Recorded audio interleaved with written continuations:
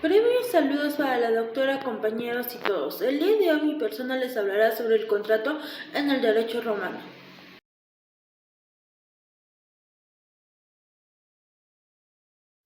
Bueno, en nuestro primer punto tenemos las definiciones de contrato y convenciones. En el contrato o contratux fue una de las principales fuentes de derecho romano y se define como un acuerdo de voluntades de dos o más personas para crear una o varias obligaciones entre ellas. En el derecho romano el acuerdo debía estar regulado y sancionado por una ley, y en las convenciones es el acuerdo de voluntades que recae sobre un negocio jurídico que tiene por objeto crear, modificar o extinguir algún tipo de derecho destinados a producir efectos, es decir, involucrarse directamente con los derechos de las partes.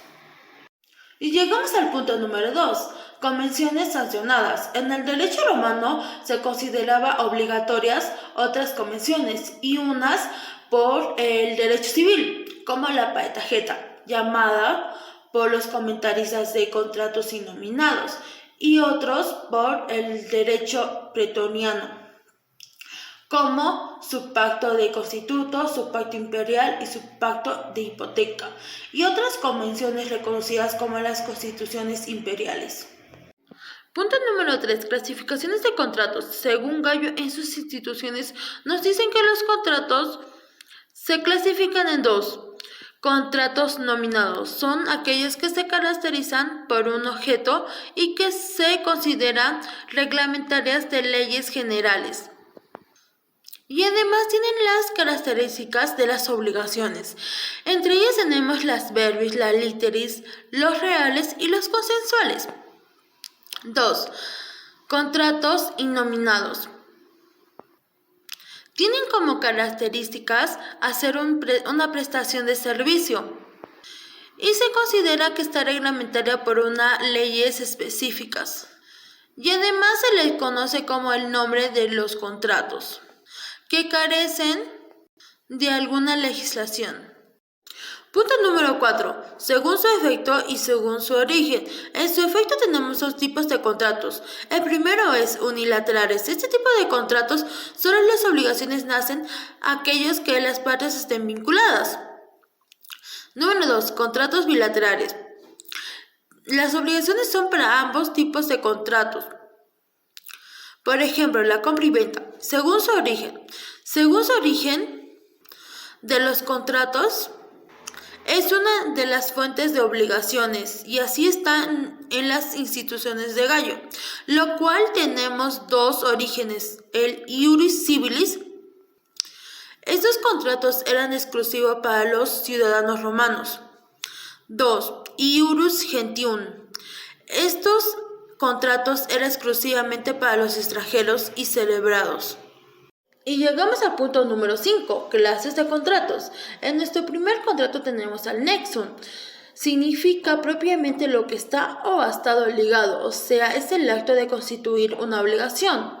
En los tiempos de Roma se constituía un contrato obligatorio especial, cuya forma se revestía una obligación cualquiera y se producía efectos jurídicos rigurosamente determinados. La forma por la cual se contraía el nexum era igual a la mancipatio, es decir, se pesaba simbólicamente el dinero en una balanza a presencia de 5 ciudadanos romanos. Número 2. Contrato esponcio. Consistía en una promesa jurídica formal, concretada en una pregunta solemne, realizada por el estipulante, en la que se solicitaba de la contraparte la aceptación de la obligación para realizar una determinada prestación en la forma prescrita. Número 3. Contrato stipulatio. Es una de las categorías que integra en el contrato verbis, que se caracteriza por ser una operación práctica y de un dominio infinito, donde se nota fácilmente las características de los romanos, por su formación simple y su forma breve que contiene. la cual el estipulativo contiene dos elementos importantes, las cuales son la reus estipulante y la reus promitenti. 4. Contratos literis.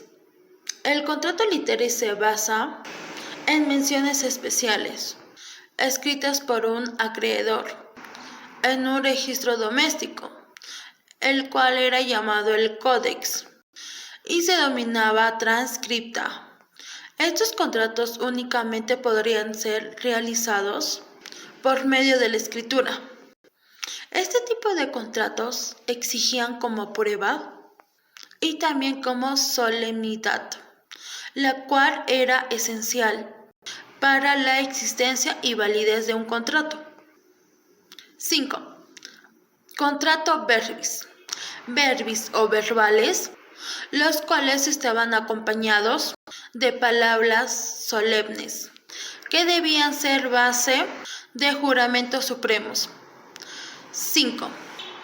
Contratos en re. Los contratos reales son aquellos que para su perfección necesitan dos elementos: la entrega de la cosa y el acuerdo de las partes, que versa sobre la finalidad de la entrega y va dirigido fundamentalmente a crear una obligación de restitución a cargo de que la recibe, la cual el derecho romano reconoció 4 contratos reales. La primera vendría a ser el mutum. Era trasladar una propiedad o cierta suma de dinero. 2.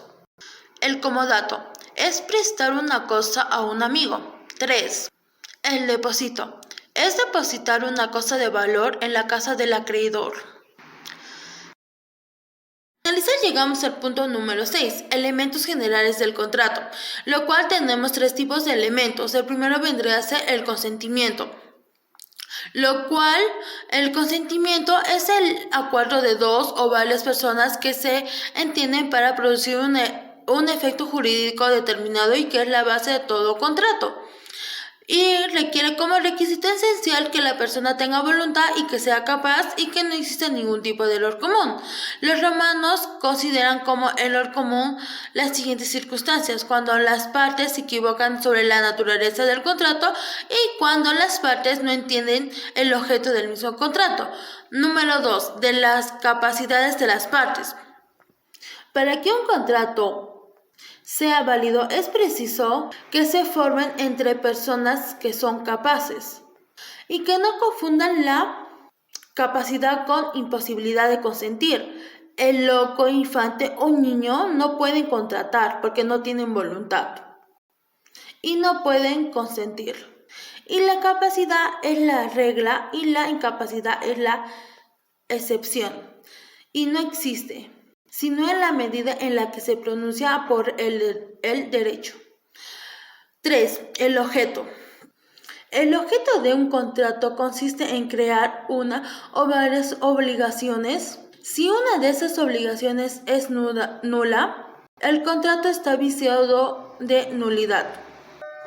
Pero no cualquier hecho podía ser objeto de contrato, lo cual nos deja con 3 condiciones, las cuales son ser posible, física y legalmente posible. Número 2. Debía ser lícito. Número 3. Debía ser determinado. Esa determinación no tenía que ser absoluta y actual, solo basta con ser relativa.